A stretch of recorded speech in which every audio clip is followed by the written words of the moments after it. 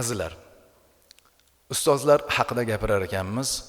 Dinimizda har bir narsani odobi bo'lgani kabi, tolibi ilmni ham ustozlarning oldida bir qancha odoblari bor. Shuni zikr qilaylik. Ba'zilarini bilamiz, ba'zilarini unutib qo'yganmiz. Ba'zilar biz uchun yangilik bo'lishi mumkin. Buni albatta hayotda farzandlarimiz tarbiyasida ishlatamiz. Avvalambor, bugungi kunda ijtimoiy tarmoqlar orqali juda ko'p ko'rib qolyapmizda.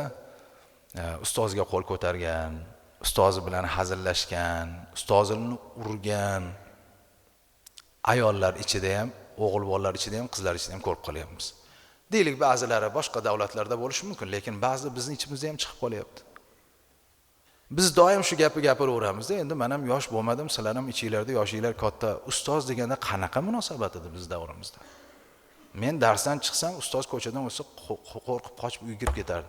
Meni urmasdi, so'kmasdi, darsdan tashqari, lekin ehtirom bo'lgan. Hammanglar aytasizlar, agar odamning oldiga, oyimning oldiga meni urdi deb kelsa, battar bu, yaxshilab ursin deb aytadi deysizlar. Shu gap hozir yo'q. Hozirchi, nega uradi san? Urmayapti hozir, ursa-ku baloga qolyapti. Ursa haydab yuboryapti. Bir yaqinda mana shu maktablarimizdan biridan rahbar chiqib, qora aka, bir jumada gapiring dedi. Mana Alloh hozir qalbimga soldi, gapirib olay shuni. Bir deydi, betarbiya bolani deydi, "Ey, sen betarbiyalik qilyapsan, ifloslik qilyapsan" desa, sudga beribdi. Iflos degani fohisha degani ekan. Sen fohisha deding deb hali ustoz ishdan olyapti deydi. U ustoz deydi, u juda kuchli mutaxassis ekan. U o'sha maktabga o'qituvchi bo'lib kelguncha 10 yil o'qigan u. Maktabda 10 yildan beri ishlayapti. 20 yillik staji bor qo'pol qilib aytganda. U ko'p insonlarga foyda beradi, lekin talaba o'quvchilarning ichidan bitta ahmoqni qilgan xatti harakatiga koyigan endi. "Ey, sen tuzuk o'tir, yaxshi o'tir. Sen yaxshi odam ishini qilmayapsan" degan gapini otasi meni bolamman, hammaning ichida iplossan, fohishasan deb sudga beribdi. Qora aka deydi, o'qituvchini ishdan olishyapti deydi. Qanaqa gap bu? Ustozga ehtirom bo'lmasa, ustoz bechora gapira olmasa, u dars beradimi u? O'rtoq bo'lib qoladi-da. Keyin o'rtog'im deysiz, uni gapini qabul qilmaysiz. Ustozi ehtirom bo'lish kerak. Ustozi ehtiromi deganda uni gapini gap deb qabul qilish kerak. Zamon o'zgaraveradi, bu chiroqlar yangilanadi, bunday qilsangiz chiroq yonadi, bunday qilsangiz o'chiydigan zamon bo'versin. Lekin ustozi ehtirom turish kerak. Qachon ustozi ehtiromi tushsa, o'sha jamiyat buziladi.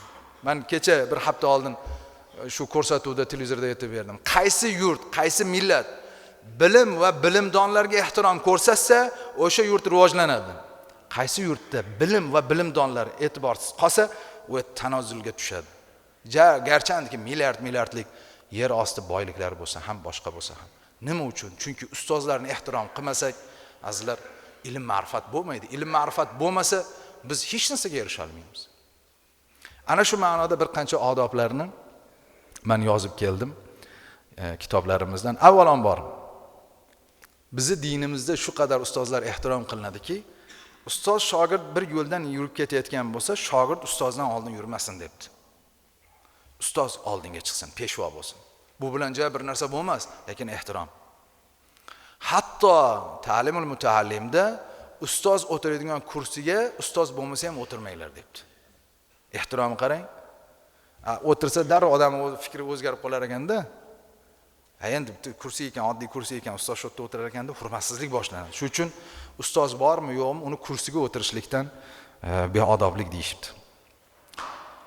Ustozingiz o'tirgan huzurda bir joyda o'tiribsiz, yig'inda, ustozdan oldin gapirmang debdi. Birinchi jim turing, ustoz gapni boshlasin. Mirarabda o'qiyotganimizda bir domlamiz aytib berganlar, ta'lim uchun aytib berganlar. Bir Mahmadona shogird bor ekanda, endi ozgina o'qigan ekan, kursdoshlariga nisbatan. Ustoz endi bir hadisni yozsa, domla mana buni davomi bunaqa bo'ladi ekan. Ustoz qop deb yozadi. Ustoz endi bitta hadis sharhlab beradi. Domla falon kitobda bunaqa degani ekan. Hali ustoz uni gapirgan yo'q. Shunaqa qilaverar ekanda. Keyin oxir ustoz aytdi, "Bolam, sen bir piyola suv ichgan bo'lsang, biz bir kosada suv ichganmiz" debdi. Tavba qildim debdi-da, gapirmay qo'yibdi. Keyin shogirdlari, "Nima degani u, bir piyola suv ichsang, biz bir kosa suv ichdik" desa, men tushimda bir inson keldida bir piyola suv berdi. Shu suvni ichganimdan keyin o'qigan kitobim kallamga joy bo'lib qolyapti. Alloh menga shunaqa bir ne'mat berdi. Shu uchun ustozga beodoblik qilib bu hadis sharhi bunaqa, bu hadis bunaqa, bu oyat bunaqa devoribman. ustozim avliyo ekan. Bolam, sen tushingda bir piyola suv ichgan bo'lsang, biz bir kosani ichib qo'yganmiz. Jim o'tir degan ekanda u. Tushundinglarmi? Shu uchun ustozni oldida har qancha bilsangiz ham xo'p deb turavering, u odam sizdan ko'proq o'qigan. Siz aytmaydigan narsalarni aytib berish mumkin. Mabodo qani bolam, sen ham bilganlaringni o'rtoqlash desa, keyin gapiriladi.